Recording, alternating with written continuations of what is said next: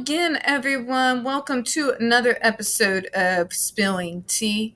I am your host, Tiffany Daniels, and you guessed it, folks. We're still going over that 126-page FDA executive summary for April the 24th, 2014. Yesterday, we left off right before we started going into 4.2, the etiology of self-injurious behavior and aggressive behavior.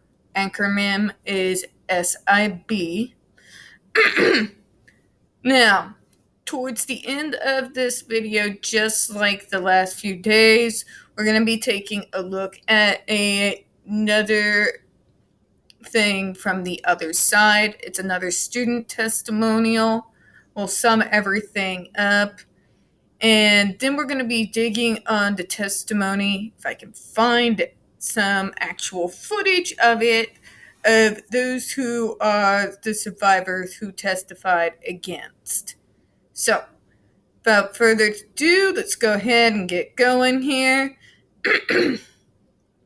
Oh, by the way, if you're wondering what this is, hit up J for J Ribbons up on Twitter. It is the Justice for Johnny Depp ribbon. Proceeds go to pancreatic cancer charity, and one of the charities that Alice Cooper is a part of.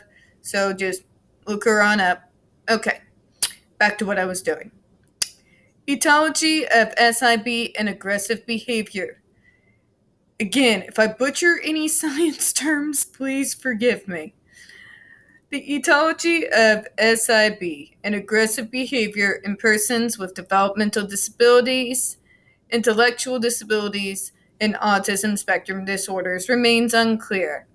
Several biological and behavioral anecdotes of these disorders have been suggested in the literature. 4.2.1 Biological, 4.2.1.1 Biochemical. Some research, look at that, I'm already started.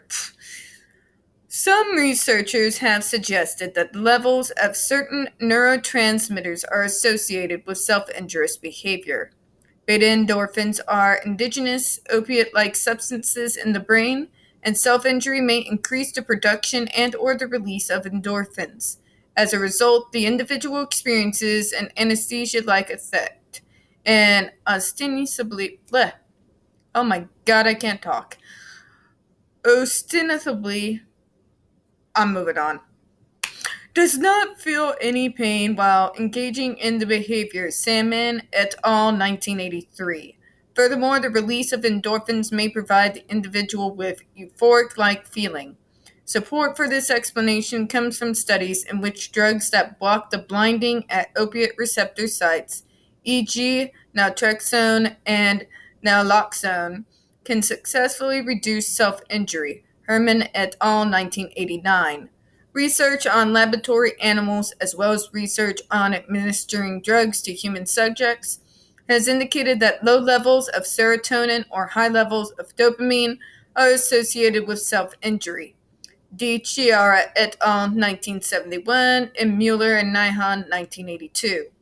In a study on a heterogeneous population of intellectually disabled individuals, Greenberg and Coleman 1976 administered drugs such as Respirin and chlorpromoxine presumably affect neurotransmitter regulation.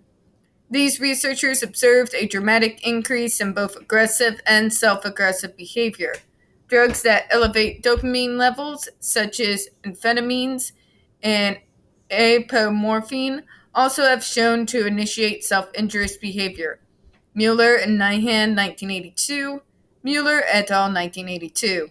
FDA's literature search did not identify more recent articles on biochemical theories, most likely due to the type of study needed to verify biochemical etiologies. Seizures, 4.2.1.2. Self-injurious behavior has also been associated with seizure activity in the frontal and temporal lobes. Behaviors often associated with seizure activity include head banging, slapping ears, and or hand biting, chin hitting, scratching face or arms, and in some cases need of face contact. Since this behavior is involuntary, some of these individuals seek some form of self-restraint, having their arms tied down. Seizures may begin or are more noticeable when the child reaches puberty, possibly due to hormonal changes in the body. Now, with seizures, as I said, in my experience, not only have I seen the self-injurious side, I've also seen the more height of more aggressive. They're more aggressive towards inanimate objects and others than, say, I myself would be, for example. I don't necessarily have issues with the seizures. There's kind of speculation if I might have had absent seizures as a child and that they occur from time to time. But we're talking what usually brings out this behavior in my experience are those that end up having grand mal seizures. So that does actually make sense because, yeah, when you are convulsing, you can't really control self-injurious behavior. You have no control of your body at all. The grand mal has taken complete control. Okay.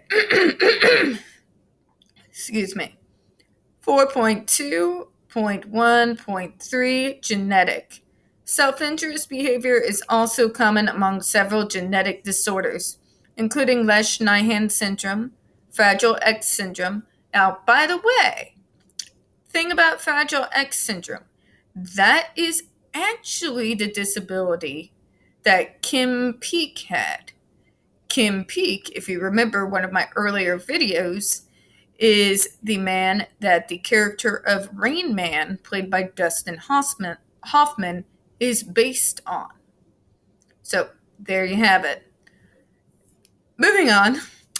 And Cornelia de Long syndrome. Patients with Fragile X or Down syndrome tend to display a higher prevalence of self-injury than that within the high-risk group of those with autism spectrum disorder. Okay. I've never witnessed that. I used to live in a assisted living apartment some time ago, and I never witnessed that. Okay. Richard et al. 2012. Since these genetic disorders are associated with some form of structural damage and or biochemical dysfunction, these abnormalities may contribute to self-injurious behavior. Well, that just kind of came out as ableist as hell. Okay. Now, before I go into this next one, disclaimer, this is not for kids. So please, before I go into this next paragraph, take the time, take your kiddo to the room. I'll give you a second.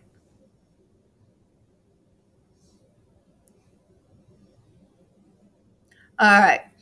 4.2.1.4 Arousal level. A person's level of arousal may be associated with self-injurious behavior. Researchers have suggested that self-injury may increase or decrease one's arousal level.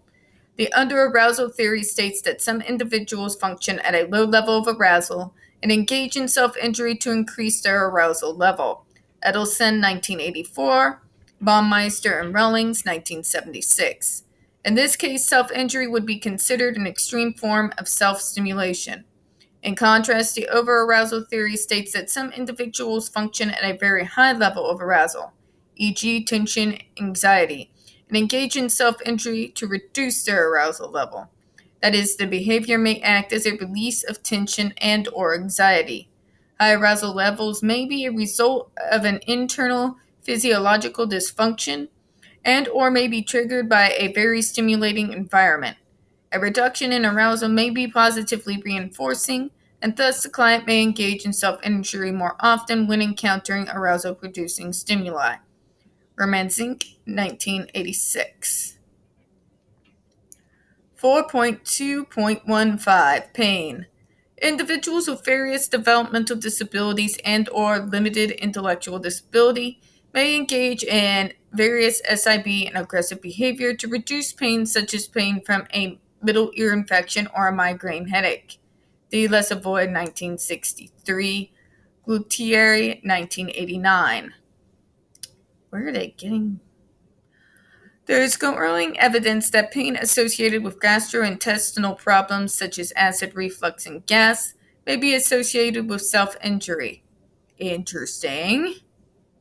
That's not what caused mine, by the way, just so we're clear. In addition, some autistic individuals report that certain sounds, such as a baby crying or a vacuum cleaner, can cause pain. Thank you! That's what I was saying on another vid. It's not phobias. We feel physical pain from these sensory issues. Thank you! Sorry. In all of these instances, self-injury may release beta endorphins, which would dampen the pain.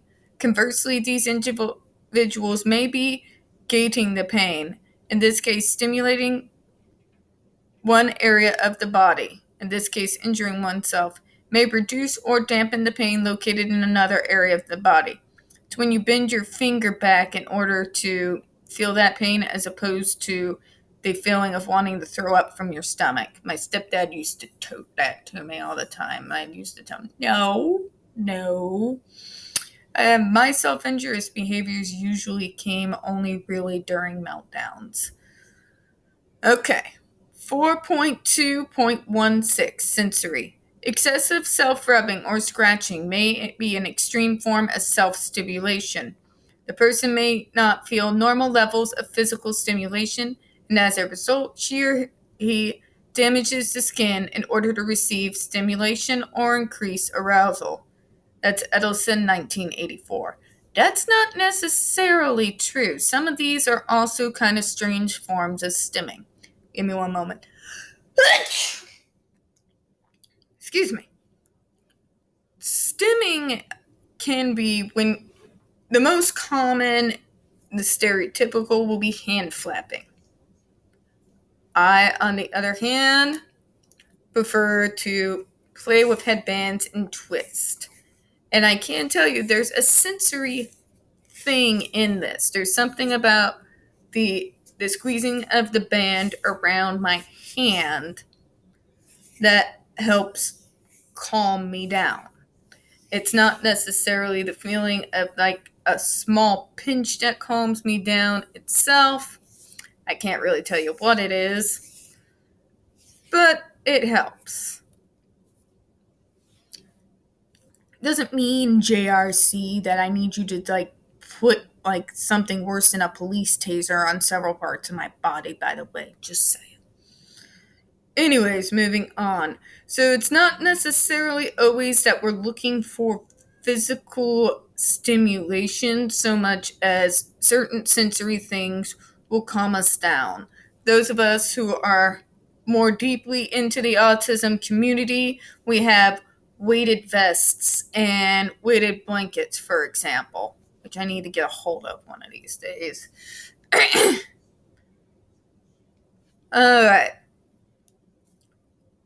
4.2.2 Behavioral.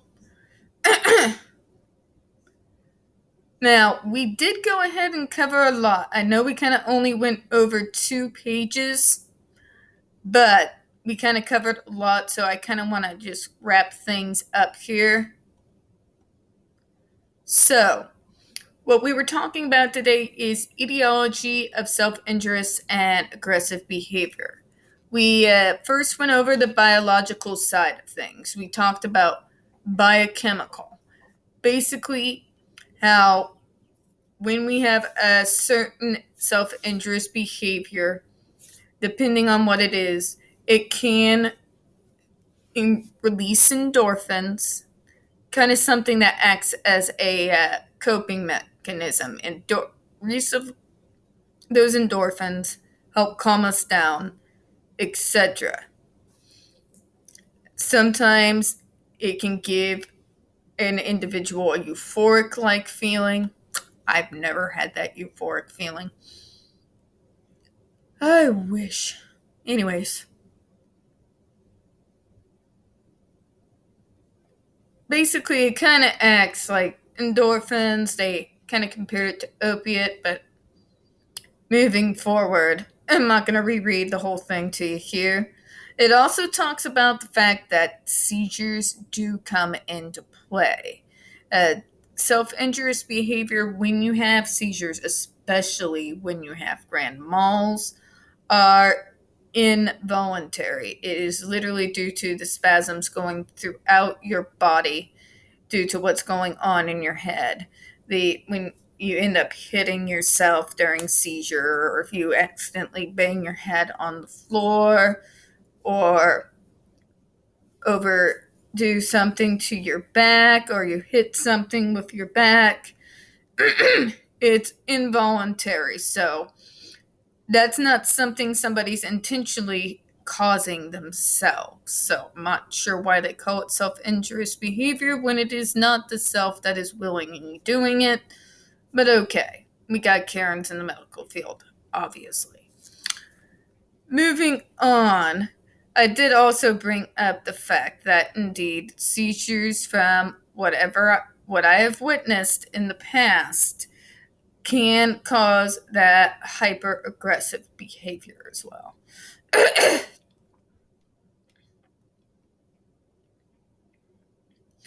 Genetic. We also went over the fact that genetic disorders like Lesch-Nyhan syndrome, Fragile X syndrome, and Cornelia de Lange syndrome tend to display a higher prevalence of self-injury within the high-risk group of those with autism spectrum disorder.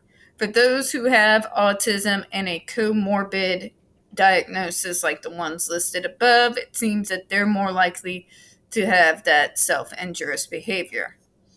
Also, goodness. It also talks about how arousal level may be a factor in regards to self-injurious behavior.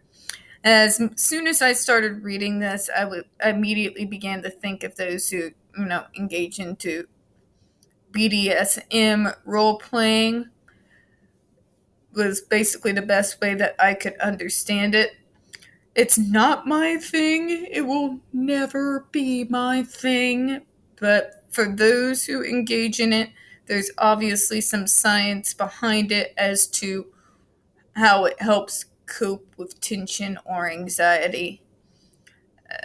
Also, we have pain. So basically, what they're trying to state here, and it comes out as extremely ableist, by the way, FDA, just saying, is that those with developmental disabilities and intellectual disabilities, aggressive behavior, that will engage into in order to reduce pain. Remember, I compared that to the old suggestion from my stepdad when I was a kid. Oh, I can take the care of the pain in your stomach, and he would like fake like he was going to bend my finger back. This is when I was 12, 13, folks. He had a freaking silly grin on his face, so I knew he wasn't going to do that. Just in case anybody gets a little concerned. But it's the idea of causing a more tolerable kind of pain somewhere else on your body so that the pain you are experiencing, like if you have a migraine or something, for example, will feel like less. I'm not sure how the logic works on that, to be honest to you. I just figured that that would just ultimately cause more pain now from two different areas. But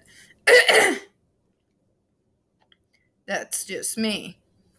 We did go over sensory, like such as self-rubbing, scratching. I did go over the hand flapping as well, because in my opinion, sometimes that seeking to self-stimulate may actually be a stim as opposed to what they're alleging here. It all kind of depends on the situation and the context. All right, guys, that kind of covers everything that we've gone through so far for today. Sorry to make it so short, but I realized it's probably a good idea that instead of going page to page, we kind of go subject to subject. Now, as promised, we are going to be watching a vid right here towards the end of this video. Now, like yesterday, because I don't want to hold you up and I don't want to get ranty on you, I'm going to go ahead and let this play. And I'm going to try to not interject loudly. I will say before I play this testimonial from Jessica, who is at the JRC at least as of 2013, that it is kind of sick to sit across away from your tormentors while they're holding the remote with your picture on it with the little shock button. And they are telling you to smile and give a testimonial to the place. Call me what you will, but that's sick. Anyways, according to them, Jessica supports the JRC. So let's hear from the other side. Again, I'll be right back. For JRC, I wasn't going to school. I was getting into little trouble, hanging out with the wrong crowd, just distracting myself from the things I really need to do. Before JRC, I was all over the place. I was not going home. My mother told me to go home. I wasn't attending school. I was hanging out with the wrong people and really not focused on what I really had to do to get myself together. When I first came to JRC, I was nervous, what was gonna happen. I cried, but it wasn't hard transitioning. Part of the program that I think helped me is controlling my feelings and my actions. Academically, I passed 2 of my regions. I have a good grades. I have good grades. My credits got higher. This program really helps you in academics. Overall, JRC helped me. I talked to my mom. I'm starting not to hide things from her like I used to, because it's no reason I should do that. I should be more mature enough to tell her what am I doing, where am I going, and it just helped me grow up, become who I need to become instead of the person I was before I came to this program. I love to dance. I went on field trips. I went to go get my nails done. I go shopping. I went to go help out people that need things like food, toys for tots. I went out there. It was good. Behaviors before JRC it wasn't violent or aggressive. It was just not going to school, not taking the word no if my mother said no, just not following rules, doing whatever I wanted to do. After JRC, my goal is I want to go to school for music production or management or be a choreographer. And I want to open up different dance studios to different areas where kids that like to do it. From my point of view, I would say it's good. It's really good. They have a lot to offer. Some kids may complain, but at the end of the day, they know they have a lot to offer and there's a lot to get out of it. It's what you want to take out of the program. If you want to sit here and not pay attention, that's on you. You have your stay here then. But if you're going to focus, you're going to get out of here and you're going to make it. That's how I feel. Oh, good. I caught the tail end of it. Brilliant. All right, folks. So, as always, I'm always open to those who disagree with my stance and those of the stances of the advocates who are going so hard against this school. So if you want to, please feel free to leave a comment if you are in support of this school. What I will not tolerate from supporters is anyone who threatens, belittles, or acts in a ableist, threatening manner towards anyone that is an autism advocate. I will boot you and I will block you from the channel. But civil engagement is absolutely welcomed here over at Spilling Tea. Now, that is all I got for you all this afternoon, at least for the moment. Now, as always, folk, real quick, we don't get that many views on this channel. The few views that we do get do tend to get removed from time to time. So, folks, please don't forget to hit that like button, hit subscribe. Don't forget to hit the comments. I do want to give a shout out to Tammy Talks About. Thank you so much, Tammy, for adding my link to my channel to these videos and your most recent videos. I do appreciate the shout out.